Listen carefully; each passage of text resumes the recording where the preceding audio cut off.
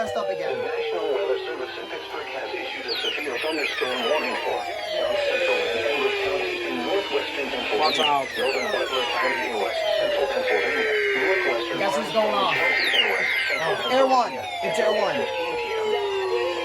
Not Caleb yet. There they go. Okay. Slippery Rock or 12 miles south of Grove City, moving east at 30 miles per hour. Hazard, 60 miles per hour wind gusts. Source, radar imagery. Intent, extended damage to trees and power lines, resulting in some power outages. Locations impacted include Slippery Rock, Parker, Bruin, West Liberty, Eau Claire, Petrolia, Car City, Fairview, West Sudbury, Cherry Valley, Hooker, and Boyers.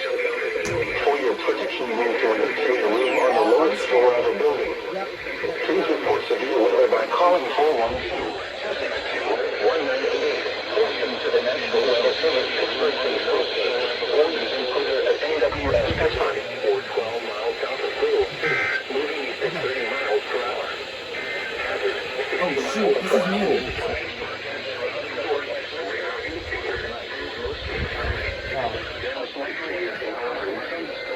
Wow. Not even.